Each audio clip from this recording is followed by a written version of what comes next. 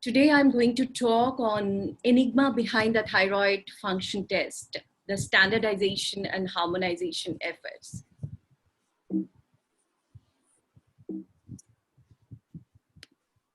So every blood sample tells us a story. As we all know in our day-to-day lab life, every blood sample tells us a story. Wow, what is this? This is our lab life.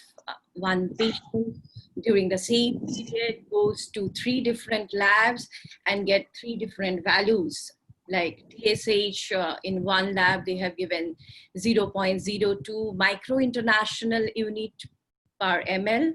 Another lab has given 1.67 MIU per ml, and another lab has given 0.1 milli international unit per liter. So you can see the variation of results, 0.2 to 1.67 and 0.1, and also the variation in units. One lab has reported in micro international unit per ml. One has given MIU per ml. I don't know what is MIU. Is it micro or is it milli? Usually M seems to be milli, but it's a wrong units. And another lab has given milli international unit per liter. So see the difference in variation in units, variation in results. And this is during the same period. With 3 different reports, patient goes to the endocrinologist, and endocrinologist is thinking what lab result to believe or which is a good lab. This is our true scenario. So this is, if you see this cartoon, this is our lab system, and patients are coming with burden of disease. Clinicians are ordering the test, and in our lab, we diagnostician use our intelligence, discipline, and creativity. I will say this, all 3 are required. Like if you see the difference in units, and patients are going out with the reports, and clinicians sometimes are happy, patients are happy with our reports, and or sometimes they are saying, oh, Barnali, what reports you have released? This is not going with the clinical scenario. So this is our today's lab life. So harmonization and standardization, my today's topic, is very important. If you see in this scenario, 3 different units and 3 different results of simple tests of our day-to-day life, like TSH. And do you recognize this person? This is this person. This can be you or me. We as a CAP inspector or NABL assessor go to different lab, and we after the audit, we say, oh, this lab seems to be good lab. There is no deficiency or no non-compliance, or there may be so many deficiencies or non-compliances.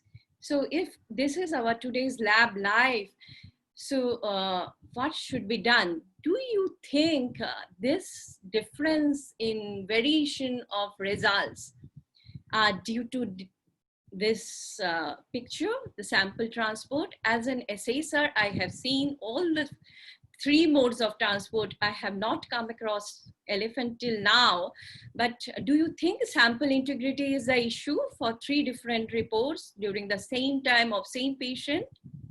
Or do you think other reasons, the enigma behind the thyroid function test reporting? Let's see. Now coming to thyroid hormone standardization, are we nearly there yet? There are a lot of efforts by International Federation of Clinical Chemistry and Lab Medicine, IFCC.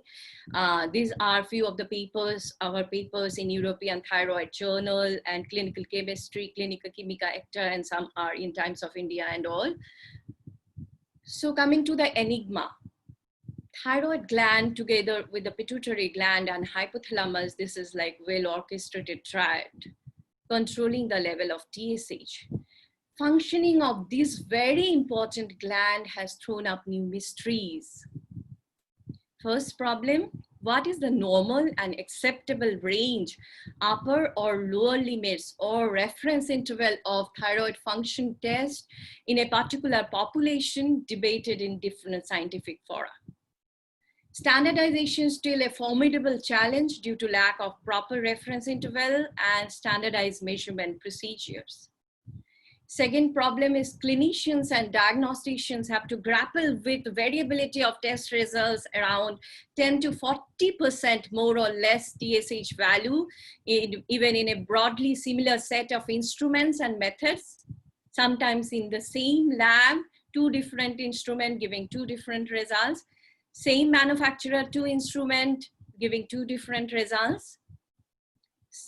And due to diurnal variation, different times giving two different results. So there are actually 10 to 40% variation. The variation can be to an extent that each individual can seem to have their own set point of these hormones. My set point can be different from you. So what are the reasons of TSH variability? Third concern, because there are mounting evidence about the variability of the TSH molecule itself from one patient to another, and also in relation to biochemicals and hormones. Technical and physiological TSH variability, methodological TSH variability, difference in TSH immuno versus bioactivity not detected. Then coming to the interference, these are very important for TSH measurement, HAMA or heterophilic antibodies, TSH autoantibodies, macro TSH, antibodies targeting reagent used in the assay, like ruthenium antibody, abnormal proteins, paraproteins, rheumatoid factor, TSH molecular variant, and biotin interference. And causes of discordant TSH test versus the clinical status, technical and pathophysiologic. Now coming to IFCC's efforts, IFCC, there is a committee for standardization of thyroid function tests, CSTFT. I was part of the committee, but now I'm in the scientific division of IFCC as an executive member. So IFCC CTFT committee is there to develop reference measurement system for free thyroid hormones and TSH, to establish a network of labs competent to offer reference measurement services for thyroid hormones worldwide, and define reference intervals with standardized assays, and consult with the clinicians about the need of age, subpopulation specific reference interval in cooperation with reference interval and decision limit. Provide an infrastructure for procurement of sedum panels and liaise with the key stakeholders. Here, the importance of the key stakeholders like clinicians, diagnosticians, and the IVD manufacturers, all three takes very important role.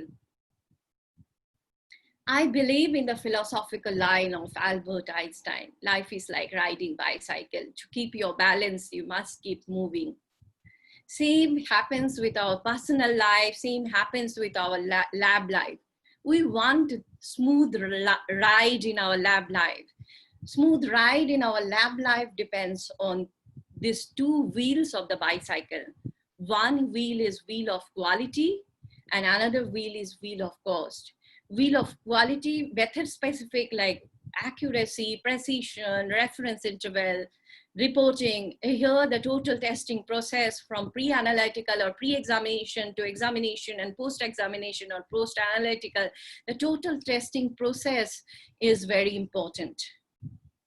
And wheel of cost, man, machine, material.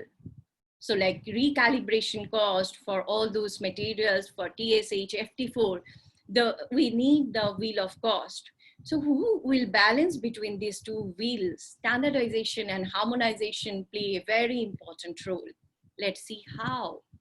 So outline of my today's talk is standardization, harmonization, and what we can harmonize in different phases of lab medicine and thyroid function standardization and TSH harmonization. And I will describe our small study, Indian perspective on harmonization of TSH and FT4. So what we understand by standardization and harmonization? If you read recent NABL 112, I think every page or we have this word standardization. But is it true? Is it true standardization? No. Standardization means where there is primary reference measurement procedure. And what is harmonization? Harmonization is where there is no primary reference measurement procedure or secondary reference measurement procedure. Then what we can do? We can't standardize that test. We can only harmonize that test. For example, free T4, free T3, T3, T4, we can standardize, but TSH, there is no primary reference measurement procedure, so we can't standardize TSH. We need to harmonize TSH by all-purpose trimmed mean or APTM. So this is standardization where we have full meteorological traceability, where we have primary reference measurement procedure and secondary reference measurement procedure, manufacturer master measurement procedure. So everything full meteorological traceability. And what is harmonization? Where there is only partial meteorological traceability, where there is no primary reference measurement procedure or secondary reference measurement procedure, where we have only manufacturer master measurement procedure. By that, we can have all-purpose trimmed mean, and by that, we can harmonize the test. So this is CLSI definition of harmonization: recognizing, understanding, explaining differences while taking the steps to achieve uniformity of results. And how standardization involves more stringent higher order reference materials and measurement procedure than harmonization. So why should we harmonize? Because of patient safety, patient empowerment, public confidence, because of accreditation, clinical guidelines, clinical governance, also the consolidation and networking, informatics, electronic patient record. So this brain-to-brain loop you must have heard, and this is like from patient coming to the doctor or clinician or endocrinologist, and then it need of the lab medicine. There are different phases: pre-analytical or pre-examination, then examination, and post-analytical or post-examination process. And then it again goes to doctor and or clinician, and then goes to patient. So this is Ludenberg brain-to-brain loop.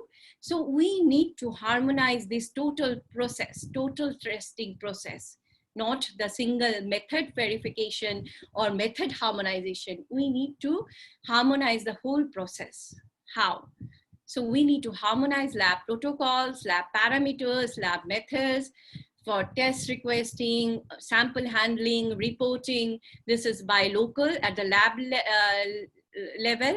Then lab parameters, test name and units. I have shown you how different units of TSH people are using. Then reference interval, then critical values. This is at local and national level. Then lab methods, technology, traceability, commutability. This is at international level like IFCC or American Association of Clinical Chemistry, AACC, or ATA, American Thyroid Association. So specimen collection is very important to harmonize for the thyroid function test, specifically for TSH. Like we all know about the diurnal variation. Suppose patient is giving sample today morning and follow-up sample is given after 6 months in the evening or after a few weeks in the evening time. So we can see the variation of the TSH reporting. So because of that, there should be guidelines for patient preparation, time of collection. There should be international standards for phlebotomy and training of phlebotomists. And so there should be method variability, how to reduce that. Comparable results by monitoring consistent performance. This is maintained via proficiency testing or EQA samples. So adjustment of calibrators or results and designing of calibration and traceability to a common reference system. This is called standardization and harmonization. So yes, the primary reference measurement procedure are there for electrolytes, glucose, creatinine, but it's so standardization for them is possible, but some proteins, tumor markers, HIV, and most viruses, and also TSH, there is no primary measurement reference measurement procedure. So standardization is not possible. There we need harmonization. So nomenclature, units, and report formats should be harmonized. Why? We should report an international system of units, SI units. Report should contain patient demographics, unique specimen identifier, reference interval, date of specimen, date of report, name of person issuing the report, and previous. Sometimes we give cumulative reporting, like in case of thyroid, previous results on patient for same analyte, and sometimes we give individual interpretation. So this is very important. Coming to reference interval. So reference interval should be manufacturer based, and but manufacturer, we should adopt the reference interval at our lab. At least we should verify that the reference interval, and there should be ethnic specific age, ethnic and gender, and even pregnancy specific reference interval in case of thyroid function test. So IFCC committee for RIDL, reference interval and decision limit, and IFCC STFT working on thyroid function test reference interval. So who are the harmonization stakeholders? You and me, diagnostician, pathologist, biochemist, microbiologist, then coming to the IVD manufacturers and the regulators, clinicians, patients, lab staff. We all are the stakeholders for harmonization project. So locally, like lab level, we should do the protocol for test selection, specimen requirement, turnaround times, clinical reports, units, reference interval, action limits, and nationally, like Indian Thyroid Society. So for that level, led by the professional organization like APP, organization in collaboration with clinical and patient organization, promote lab guidelines for test names, units, reference interval, critical values. Internationally, like IFCC, AACC, led by global laboratory and clinical organization, companies and regulators. So they collaborate to facilitate greater method of harmonization. So we all need, from local to nationally, the organizations like APP, APPI, MB, ACBI, ACCLMP, and many other organizations locally can take the role, and internationally, ACC, IFCC, with the help of them, we can take the role of individual lab specific and national reference interval. Coming to thyroid function test, harmonization. T3, T4, total T3, total T4, free T3, free T4, these are small molecules. Pure standards are available, capable of being measured by isotope dilution mass spec methods. So, and after that, equilibrium dialysis, we can measure FT4 and FT3. So for those molecules, standardization is possible. But for TSH, that is a complex glycoproteins, many isoforms, and there is no reference measurement procedure. So because of that, all-purpose trimmed mean or APTM represents the best target. So standardization for TSH is not possible. We need to do harmonization. So harmonization of thyroid stimulating hormones in phase 1, IFCC CTFT attempted to harmonize commercially available TSH immunoassays. It began with a method comparison using the samples from presumably healthy individual. In phase 2, they allowed manufacturers to individually adjust their own calibrators. In phase 3, recalibration to the APTM was similarly successful using sample from patients with thyroid diseases. And in phase 4, we attempted to approach for recalibration and it may allow the manufacturers to have more uniform reference interval in future. So this is our paper in clinical chemistry, and this is harmonization of TSH. So TSH harmonizations here, around 14 manufacturers participated for harmonization and reference interval panel for TSH. And you can see that CV of SA means for harmonization panel was reduced from 9.5% to 4.2%. And our reference interval study also showed improved uniformity after recalibration.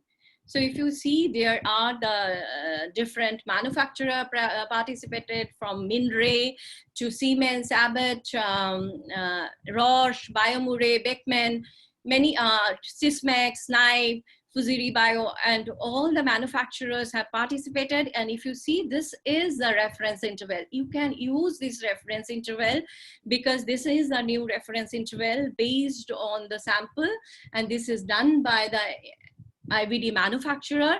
And if you people ask which generation of SA of TSH you are using, so you can see this measurement interval. Based on that, you can decide which SA measurement interval is some are 0.008, 0.020, 0.002. So these are the measurement interval of so you can decide on the generation of assays based on that. So coming to standardization of free thyroxine measurement allows the adoption of more uniform reference interval. This was also published in Clinical Chemistry by us. And so this is the standardization. Here, this is not harmonization, because FT4 measurements, standardization is very successful, and there is adoption of more uniform reference interval.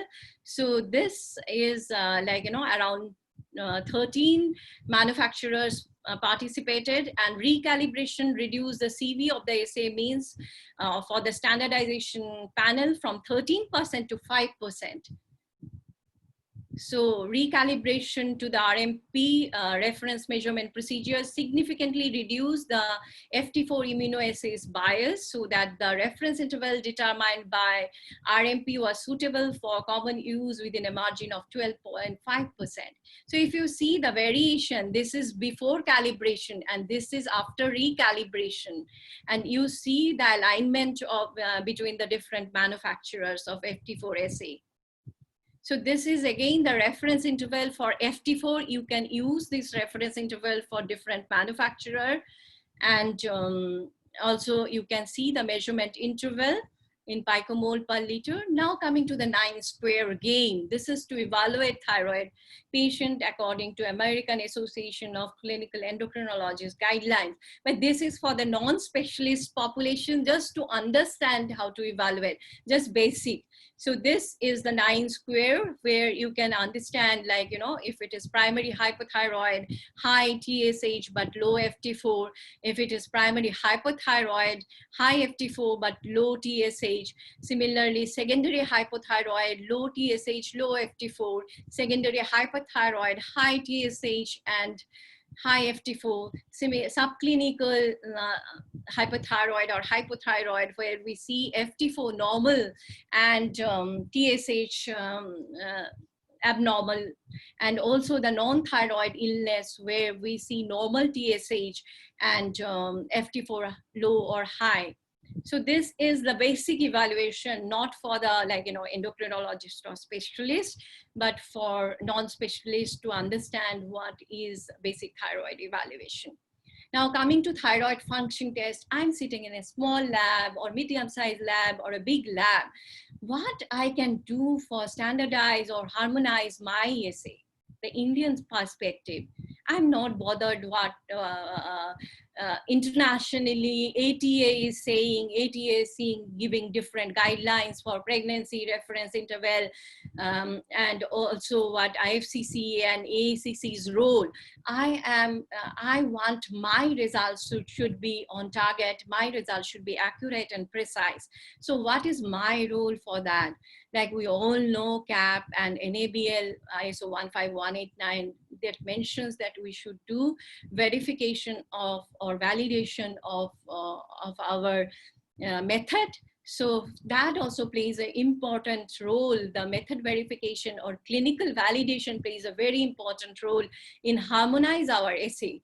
So coming to analytical accuracy, what to do, this is run samples by both new method and comparative method to evaluate bias. So we run 20 samples and verify precision, analyze repeatedly at all levels of control sera 5 times per run, 5 days, 25 replicates in all.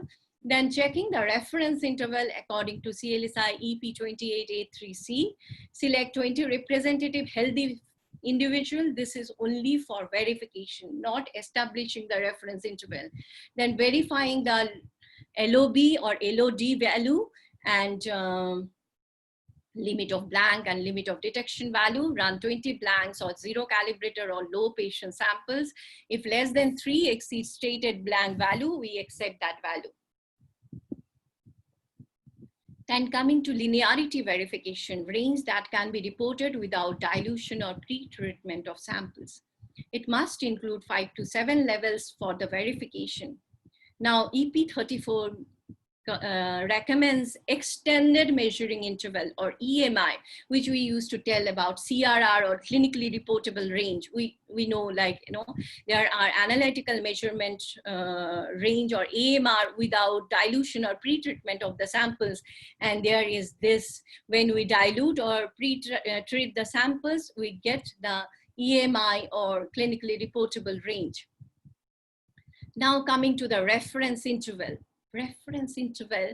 Oh, this is the thyroid fairy. She met this pregnant lady and she is saying, oh, I'm thyroid fairy. You can see me as your results are too low.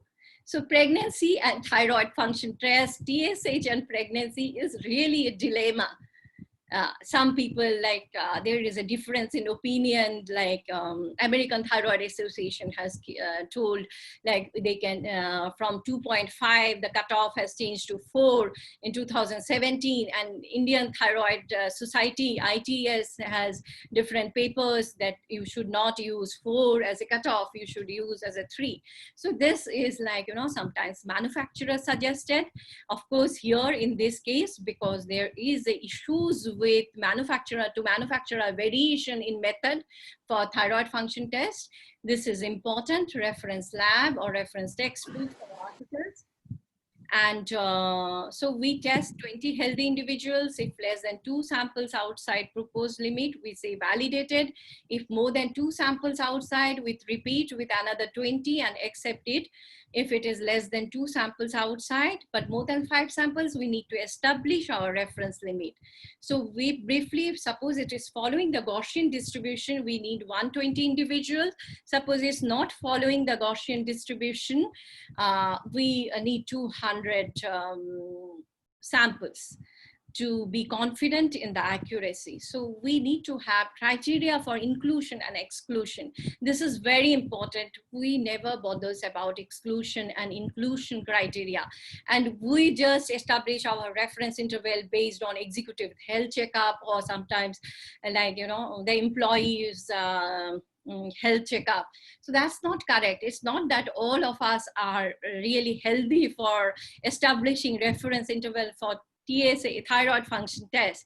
So for that, this is our small study. We have taken 800 healthy individuals, because FDA says, when we have written to FDA said that we need 600 samples and for reference interval establishment.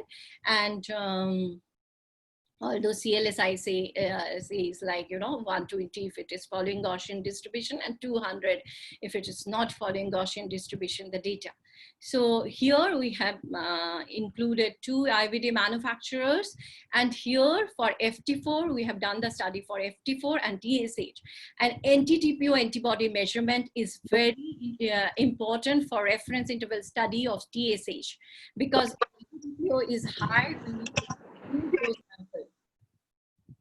So this informations are needed: gender, if female, contraceptive use, ethnicity, age, BMI, smoker, non-smoker, pregnancy, exclusion criteria, no family history of thyroid dysfunctions, and no medication except for contraceptives, pregnant female excluded, donor should be negative of anti-TPO, and no visible or palpable goiter, no psychiatric disorder, supplements containing iodine should be excluded.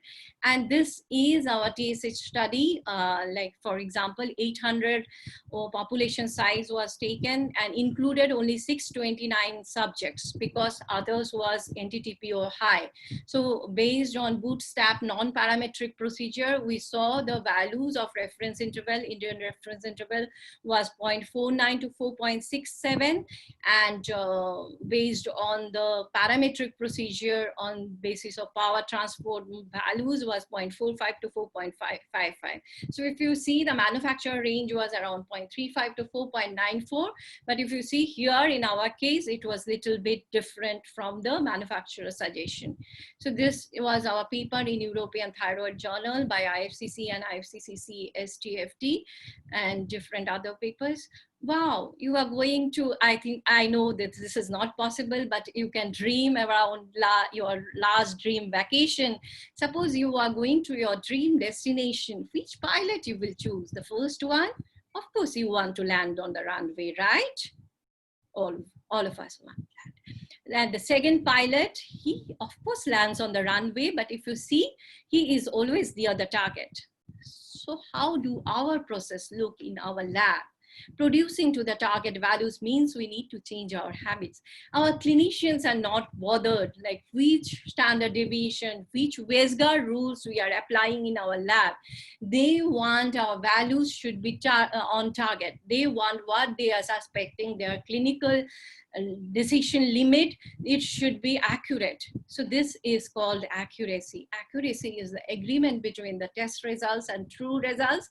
And how we measure that? By bias and difference between test results and an accepted reference value. It's mainly done in 2 ways. Comparison between new method and reference method. This is most commonly used, and results using new method on certified reference material, but this is costly. So here in our case for TSH accuracy or method comparison study, we analyzed 40 samples by both new and comparative method, duplicate measurements by test method and comparative method, and analyte concentration was distributed over the analytical measurement range. And then we have saw the average bias between the 2 methods with manufacturer claims, and otherwise you can check CLIA limits and reference book for clinically allowable limits. So this is our method comparison study between instrument 1 and instrument 2. And based on linear regression, actually passing that block is we have done, and linear regression also to understanding purpose. If R value is more than 975, we say that this is because it's we have done in 40 samples. So this is the verification of accuracy was acceptable, and this is the bias plot for TSH. So ideal bias is 0, indicated a solid line. The average bias is around 0.04 here. And coming to verification of precision, and verification of precision is the closeness of agreement between independent test results obtained under stipulated conditions. Like when we go for NABL assessment, we know this retesting and witness testing. So retesting, actually they see the repeatability or reproducibility. So this is called precision. So precision, 5 replicate samples at each 2 or 3 level of control sera for 5 days, that is 25 replicates in all, and we calculate the standard deviations, repeatability SD, SR, and laboratory SD. for the measurements and compare that with the manufacturer claim. So this is our study for the precision, and as this was acceptable according to manufacturer claim, so we see that this verification is complete. Then coming to what is the difference of LOB, LOD and LOQ. A limit of blank, limit of detection, and limit of quantitation. Limit of blank is the highest apparent analyte concentration expected to be found when replicates of a blank value containing no analytes are tested. So this is the equation. And limit of detection is the lowest analyte concentration likely to be reliably distinguished from the limit of blank, and at which detection is feasible.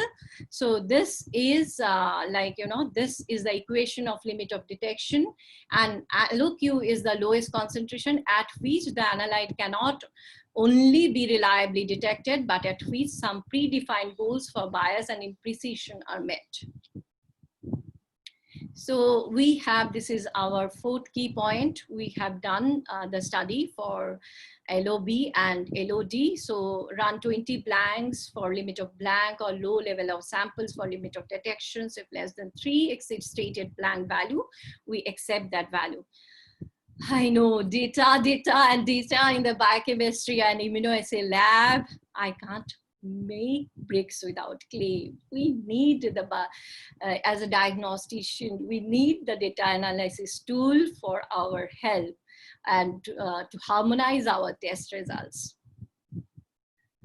So coming to Six Sigma project charter of thyroid function test, is there any impact in process excellence? I will not go into details because Dr. Neeraj Jain is expert in this and he is going to talk on this. So I'm just showing my lab experience. So we measure the variation and measure the CV and measure the bias. Based on that, sigma is total allowable error minus bias divided by CV, and tolerance limit taken from performance criteria for EQUAs or regulatory requirements such as US CLIA criteria or biological variation, and process variation from the method validation experiments, peer comparison data, PT results, or routine IQC data which can take. And if you see what is the importance of doing all those sigma metrics in lab? So what is the appropriate QC rule and QC frequency in reference to particular lab to best manage the risk of producing errors? So we can define our test results or our test parameters, high frequency analyze for problematic analyze, sigma value less than 4 or less than 3.5. There we need to perform QC 3 times a day.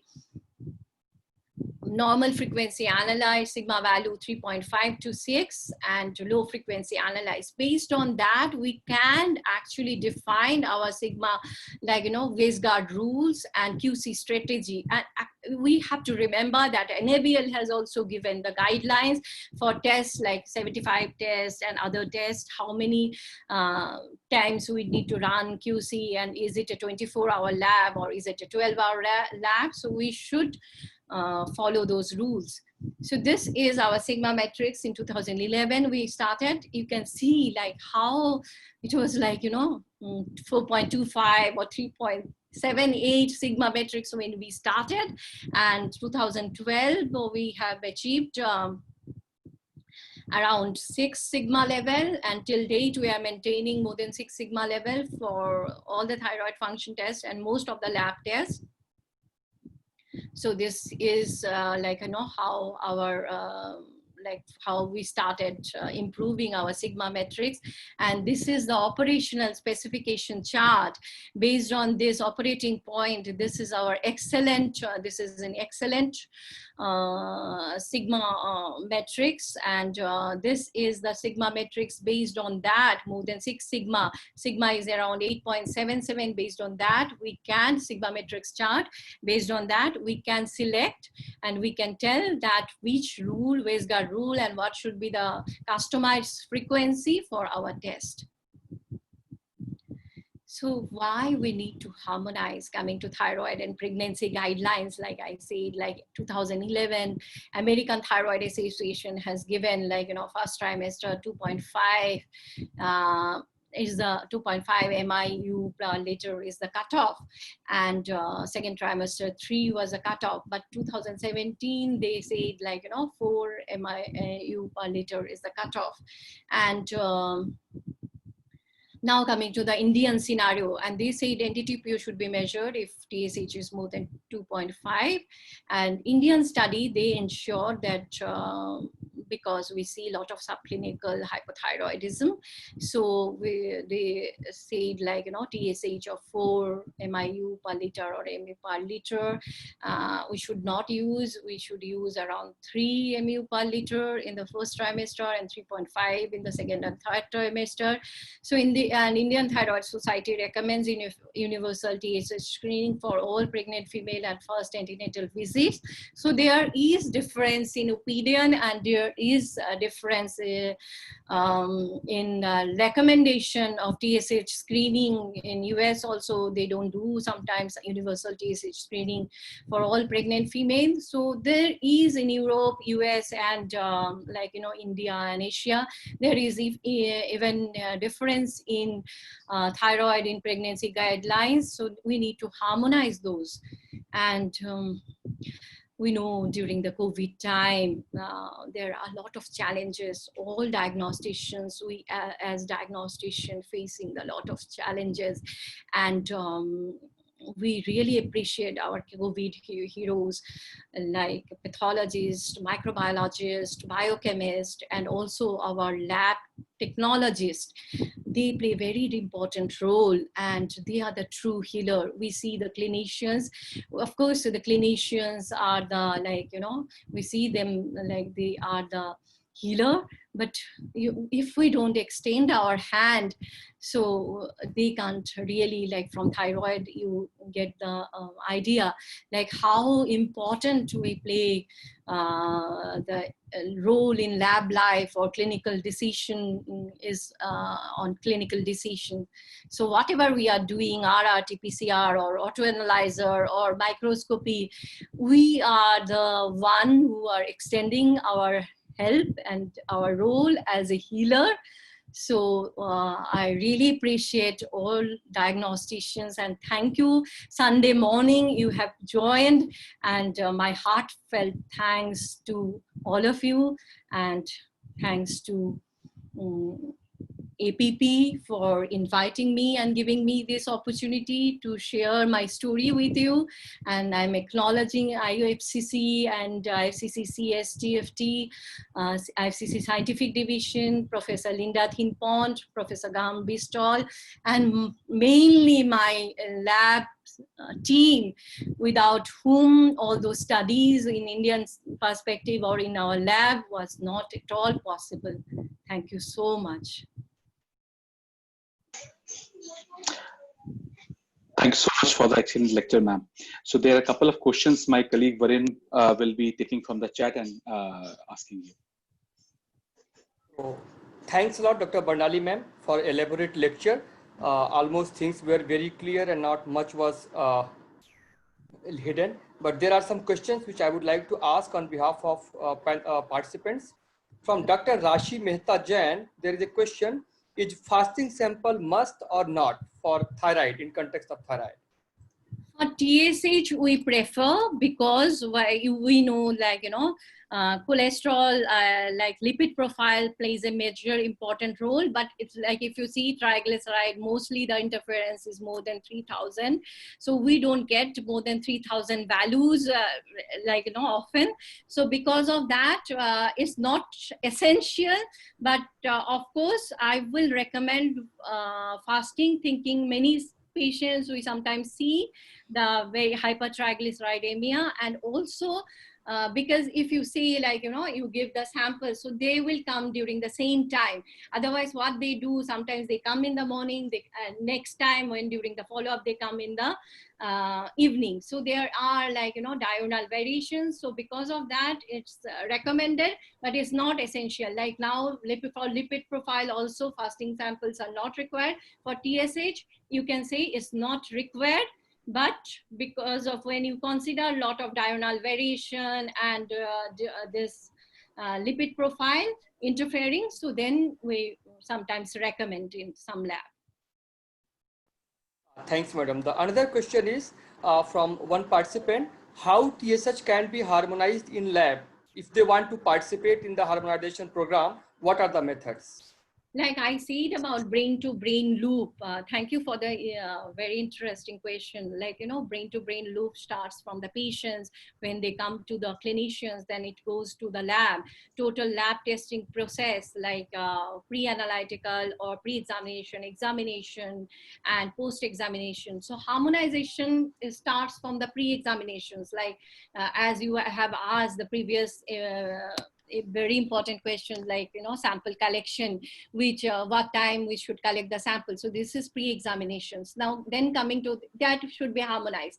Then coming to the method harmonization, like by verification, when you are starting, because this is my experience in the when we go for the cap inspection or an ABL assessment, that we do, like, you know, a certain kind of validation or verification, but it's not complete. We don't take any reference guidelines for that. So because we need to, like, you know, harmonize our test results. Suppose if we are doing test, TSH or thyroid function test in a instrument, and the same patient goes to another lab, so that report should be, like, you know, harmonized. So this is like method harmonization. And then coming to the post-analytical or post-examination phase, like reporting, like I showed, it should be milli-international unit per liter or micro international unit per ml, but micro international unit per ml is now people not recommending, but milli international unit per liter units. If you see, I have seen practically this difference, like what I have shown in the, like, you know, first slide, the reporting pattern. So I have seen this difference. So because of that, units should be harmonized. First, let us go and check our manufacturer guidelines or the international standards. What should be the units for like, you know, reporting the test results. So this is, like, you know, brain to brain loop. And second is the reference interval. What reference interval? Because I see many of the times, like, you know, reference interval given from the TEAS textbook of clinical chemistry. Like I also used when I was very junior, I used to do for pregnancy reference interval from TEAS textbook of chemistry. But when it goes to clinician thinks that we are not in sync with the clinical scenario. So because of that, we need to harmonize our whole testing process. It's not like, you know, we have to participate. We will be the reference measurement lab. There are only 4 labs worldwide who is the reference, who is doing that work for RMP. But we can harmonize our test results in our perspective. If we are sitting in the small lab also, we can harmonize our test results. Ma'am, there is another interesting question by Bankim Oja. So the question goes like, can you elaborate on how the use of LCMS? Yes. So this can you how the use of LCMS was used for standardization procedure and IDMS for harmonization of T3 and T4? Was there any comparative data between 2 different brands of LCMS? If yes, which brand would you recommend to follow a standardized and harmonized protocol? IDMS, because this RMP studies reference interval, this was by FT4 was after that equilibrium dialysis. And so this is the method of choice for the RMP reference measurement procedure study. Like if you say the RMP, that is the, like it was done in the Ghent University, Belgium, and also in CDC lab in US, and one lab in Japan, and there are 4 labs. So it's done by those methods. Another question, madam, by Dr. Bhunesh Chandra Gupta. When the triglyceridemia is more than 2000 mg per dl, how do we ascertain accuracy of TSH values? So for that, yes, like, you know, some mention for that, we need to see the manufacturer. Some mention more than 3000, some mention more than 2000. So this actually interferes with the TSH results. For that, we need to cold centrifuge and see, after doing the cold centrifugation for a particular time, we need to repeat the values. And there are chances, like TSH, I told, the Enigma behind thyroid function test. You really don't know, like if you are reporting it, but when you see the high triglyceride values more than 2000, when you see the abnormal TSH results, then it clicks your brain to brain loop, and you think, okay, there are chances of interference. But sometimes some interference like HAMA and biotin, you never know, and that time you can't decide like is it interfering or not. But for triglyceride like more than 2000, it can be interfering with the results. But manufacturer mentions is more than 3000 milligram per deciliter. So by seeing that, after doing the cold centrifugation for a particular time, you can repeat the result, or you can ask the patients to come for the second time. Madam, one last question from Dr. Nalini Sikarwar. NT-TPO to be advised after what range of TSH? Is it vary with age? NT-TPO should be advised like in pregnancy more than 2.5, and NT-TPO, when you are seeing the results which are not matching, like sometimes results of TSH and FT4 and not really matching with the clinical scenario. So that time, you should think about the autoimmune phenomena, and then that time NT-TPO should be measured. In